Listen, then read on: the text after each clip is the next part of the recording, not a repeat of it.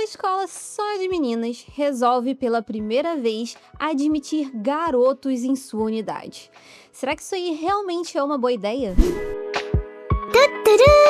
Mochi porra, eu sou a Juliara, esse aqui é o Zona C, e hoje eu venho trazer um anime aqui pro canal que tem muito tempo que eu tô querendo trazer. É um anime que eu gosto demais e eu reassisti pelo sei lá qual vez pra poder trazer pra cá. E eu estou falando de ninguém mais, ninguém menos do que Prison School. Se você curte esse tipo de vídeo falando sobre animes um pouquinho mais lewd, edgy, ou sei lá como você queira chamar, mas que sejam um pouco fora aí do mainstream, ou até coisas mainstream também, considere esse exato minuto para poder se inscrever aqui no canal, caso você ainda não seja inscrito, e deixe seu like também, para eu saber se você gosta desse tipo de assunto e para fazer com que o YouTube entenda que você gosta também do conteúdo aqui no canal e te mostre mais coisas quando eu trouxer por aqui. Então, sem mais delongas, bora pro vídeo. Bom, vamos lá falar a respeito dessa obra tão cheia de nuances e toda cheia de coisas, chamada Prison School, que foi lançada aí em 2015. Ela é da temporada de verão daquele ano, conta aí com 12 episódios e aí a gente tem um 13º que entra aí, que é tipo um especial do que acontece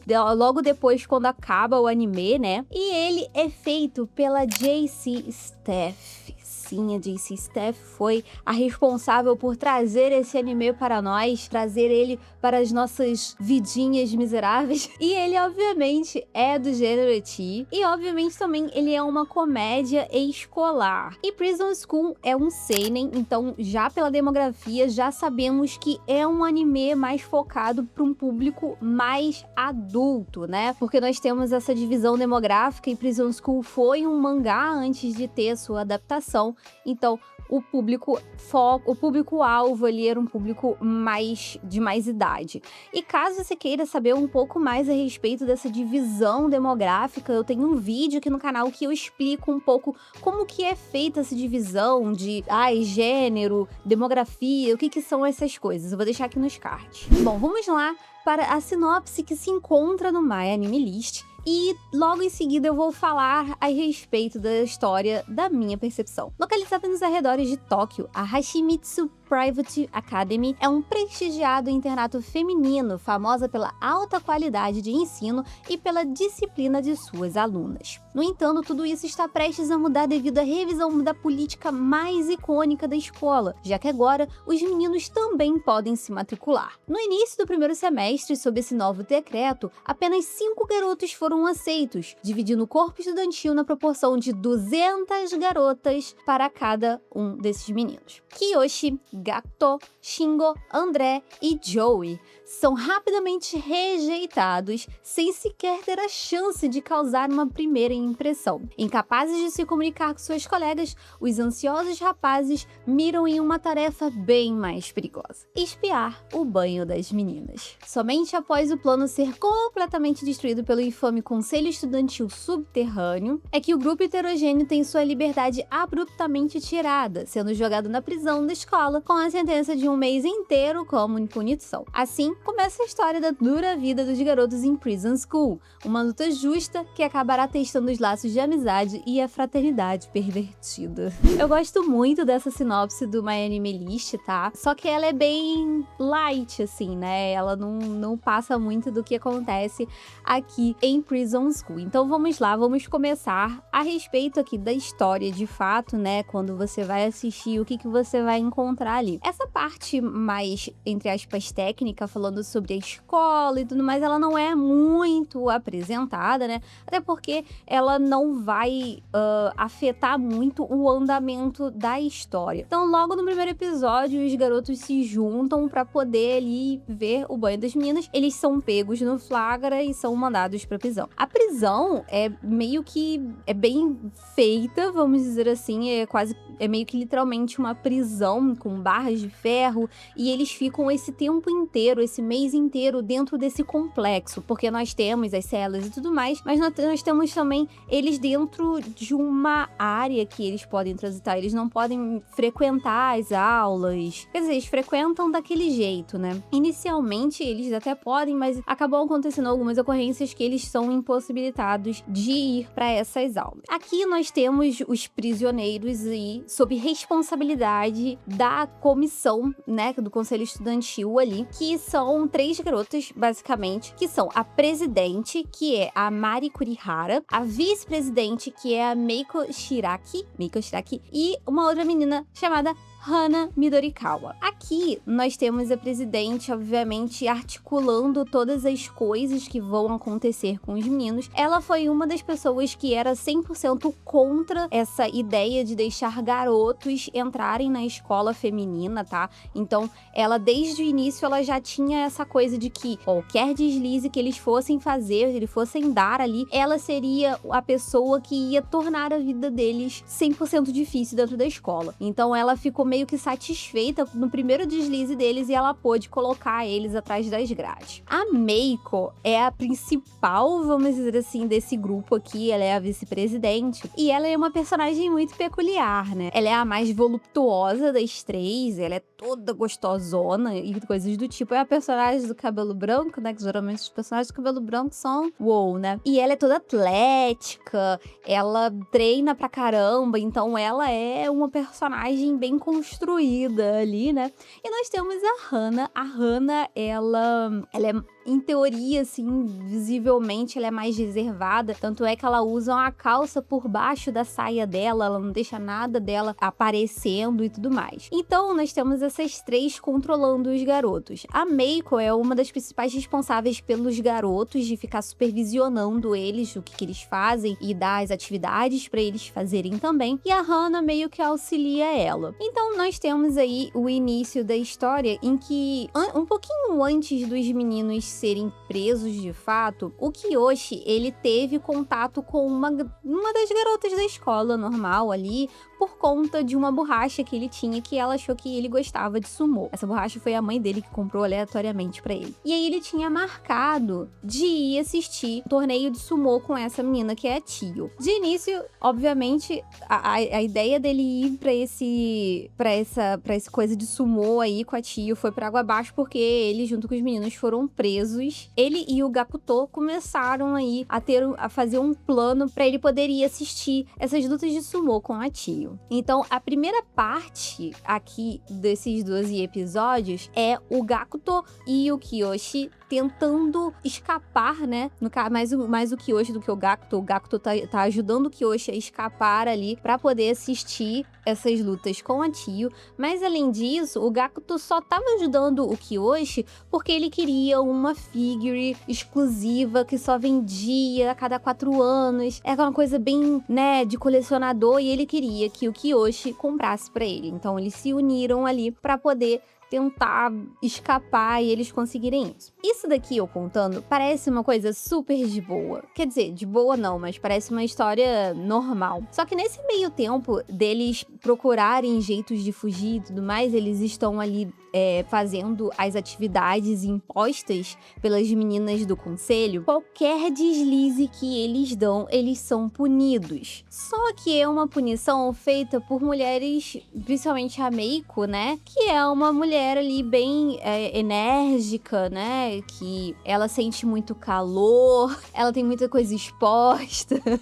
E ela é ali meio pro lado meio masoquista, talvez, vamos dizer assim. Então nós temos ali muitas punições em cima dos meninos a qualquer coisa que eles fazem. Se eles pisarem 1 milímetro fora da linha ali, ela já tá querendo descer o sarrafo neles. Então, a todo momento, eles estão sob essa vigilância violenta mesmo da Meiko, sabe? E a Hana também. A Hana, ela fica ali. Ela, às vezes, eu acho que ela é um pouco mais violenta até mesmo do que a Meiko, sabe? Só que ela acaba focando muito no Kiyoshi por conta de uma situação que ela estava se aliviando no meio do mato e ele, por um acaso, a viu se aliviando no meio do mato. Mas foi tipo um acidente real ali. Ele não fez com nenhuma intenção de nada. Só que aí, obviamente, ela ficou puta com ele e aí começou a meio que perseguir o Kiyoshi. Então são várias coisas acontecendo no meio dos dois, do Kiyoshi e do Gakuto, tentarem executar seu plano de fuga. Essa é a primeira parte, né? Então, a fuga acontece e aí dá merda, obviamente, porque o Kiyoshi é meio que descoberto, né? E aí nós temos a segunda parte, que tá finalizando ali a estadia deles na prisão. E aí a gente tem a possibilidade deles voltarem para salas de aula, né? Para ir pros estudos e tudo mais, depois desse mês que eles ficaram cumprindo a sua pena, vamos dizer assim. Só que o que acontece? A presidente não quer que eles voltem às aulas. Ela quer que os garotos sejam expulsos.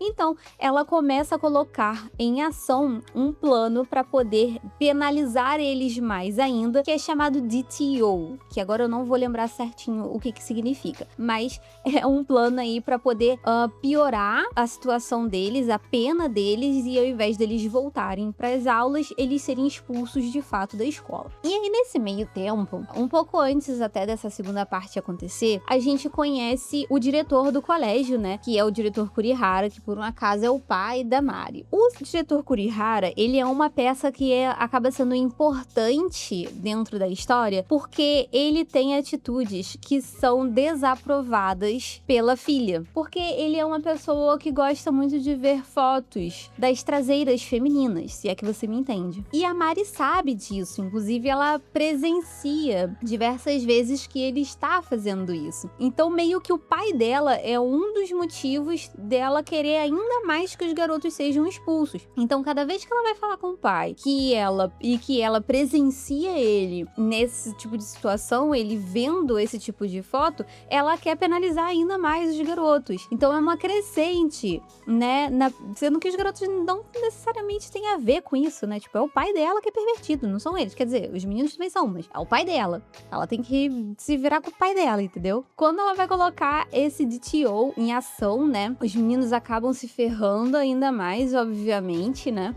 Eles não entendem o que tá acontecendo e desenrola aí mais um monte de coisa, um monte de situação que eles acabam se ferrando e que eles acabam não sabendo o que tá acontecendo, porque tava se aproximando a maneira deles saírem, mas aí elas começaram a ficar mais ofensivas e eles não entendem. Enfim, desenrola mais aí. Eu não vou estender um pouco mais daqui, porque tem coisa que se caso você não assistiu Prison School, não vou dar spoiler, né? Mas então esse daqui é mais ou menos um resumo da história de fato desses 12 episódios. Agora vamos lá. Eu particularmente gosto muito de Prison School, porque por mais que ele seja eti, né, eu sei que tem gente que não gosta de eti, mas é um eti que ele é bonito de ver, ele é um eti que é democrático, vamos dizer assim, porque tem eti que ele foca em uma coisa apenas. Esse daqui não. Esse aqui é bem democrático, mostra o que tem que mostrar, nas situações necessárias, sabe? Então eu gosto bastante. Eu gosto muito que a Meiko em si, por mais que ela seja essa personagem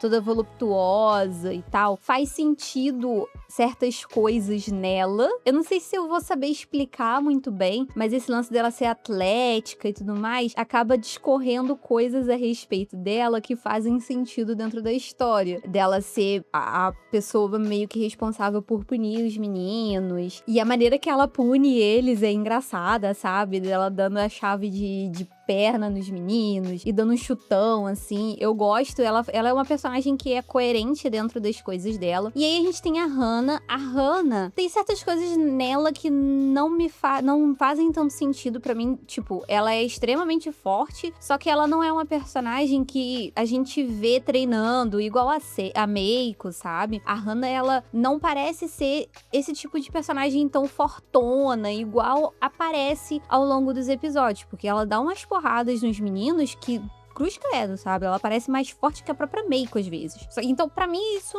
não faz muito sentido, assim. Mas a Hana também é uma personagem legal. Ela é um contraste bem grande em relação às atitudes dela e como que ela age com Kyoshi, sabe? Então, ela é uma personagem contrastante ali nas ações dela. A Mari, que é a presidente, ela é só uma personagem mais da administração, ela não coloca a mão na massa, então a gente não vê tanto eti da parte dela, tá? Não é uma coisa que acontece tanto com a presidente de fato. O eti, ele fica mais focado na Meiko e na Hana. Isso é uma coisa interessante de se falar. E outra coisa, essa parte do eti aqui, ele não é muito generalizado para todos os personagens do anime, sabe? Porque fica bem focado no núcleo ali da prisão. Então são as 3 integrantes ali do conselho e os 5 meninos. Outra coisa, não tem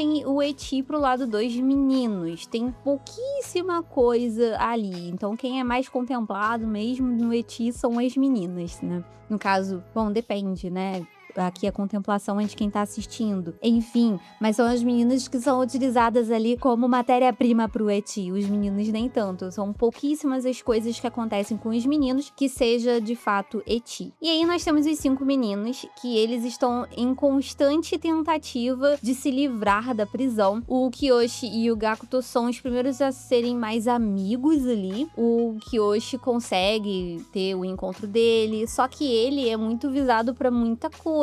Então vamos dizer que ele seja talvez o principal dos 5. E aí nós temos o André. O André dos 5 é o meu favorito. Ele parece que foi inspirado em Buda, talvez. Kinda, porque ele é um personagem todo grandalhão e tudo mais, né? E a carinha dele é pequenininha. Eu acho o design dele de personagem muito engraçado. Mas eu gosto muito dele porque ele é o personagem que gosta de apanhar da Meiko. E ele se submete a qualquer coisa pra poder apanhar. Então, muitas vezes, ele acaba fazendo as coisas e livrando até os amigos de apanhar e é ele que apanha. Aí nós temos o Joey. O Joey, ele é o fascinado por formigas. Ele é um personagem enigmático, vamos dizer assim. Ele não fede nem cheira muito dentro do anime, sabe?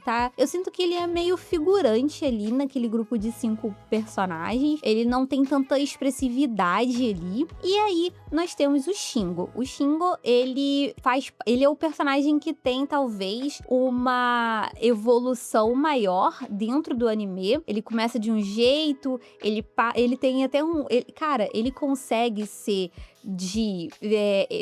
não é herói, mas de um personagem, ele vira o vilão, tem o arco de redenção dele. Então ele é um personagem que tem toda uma história. Eu acho que ele é o que tem a história mais complexa, entre aspas, dos 5. O que eu acho bem interessante. E o que torna também Prison School não só um anime de comédia com eti, mas que ele tem também uma certa história ali, até mesmo de personagens. Tem um desenvolvimento de personagem dentro desse anime, o que eu acho interessante e também casa muito com a demografia, né? Porque os seinen, geralmente, eles trazem mais um certo desenvolvimento de personagem. Lembrando que mesmo que seja um eti de comédia, né? A gente tem abertura para, dependente da história. A gente pode ter, sim, abertura para uma história, abertura para desenvolvimento de personagem, que é exatamente o que acontece aqui em Prison School. Eu acho muito engraçado que, às vezes, quando eu faço esse tipo de vídeo aqui no canal, falando sobre a história, de fato, dos etis, ou até mesmo dos animes mais saidinhos, a galera acha graça de eu encarar a história,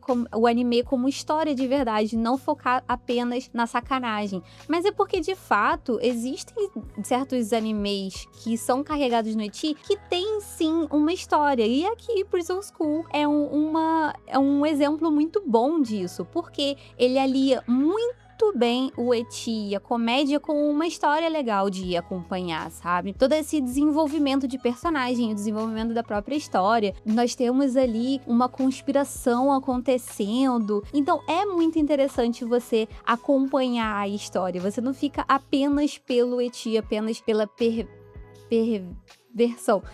Eu sempre fico enrolada pra falar isso. Mas você não fica só pela perversão, você fica também pela história. Porque é legal realmente de acompanhar. Prison School, como eu falei, foi um anime que eu já assisti algumas vezes. Eu acho que essa é a 4ª vez que eu estou assistindo Prison School. Eu assisti novamente pra poder fazer esse vídeo. Mas eu não me importaria se eu precisasse assistir algumas outras vezes, porque eu me divirto muito assistindo esse anime. Agora, falando um pouquinho a respeito aí da produção, né? Eu particularmente gosto muito da animação de Prison School. Quando você fala em um anime ecchi de comédia, você não imagina que talvez tenha uma produção, uma animação tão bonita quanto é aqui em Prison School. De fato, eu gosto muito do visual, as cores, eu acho tudo muito bonito visualmente falando. A animação é detalhada, o desenho em si, né, e dos quadros e tudo mais, é muito bem feito. A colorização disso daqui, as cores desse anime são muito bonitas. A gente tem uns degradês ali muito bem trabalhados em cima das cenas. Então, visualmente falando, Prison School também é muito bonito. Eu gosto muito. A animação em si é muito bem fluida, sabe? A JC Staff fez um trabalho,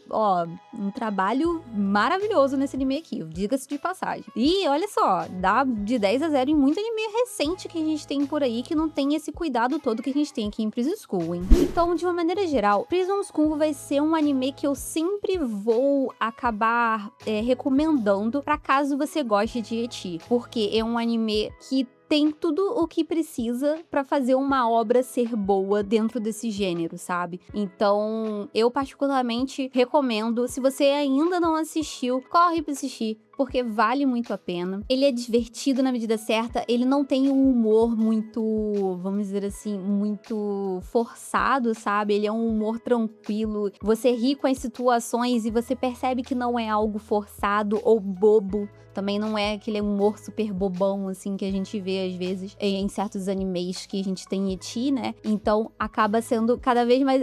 cara, eu poderia ficar recomendando Prison School pra sempre aqui. Então é isso, eu espero que você tenha gostado desse vídeo. Se você gostou, deixe seu like aqui embaixo. Se inscreva no canal caso você não seja inscrito. E deixa aqui nos comentários se você assistiu Prison School, se você não assistiu. E se você tem algum outro pra me recomendar que seja mais ou menos nesse nível e que talvez eu não tenha assistido. Então é isso, eu espero te ver no próximo vídeo. Até lá, tchau, tchau!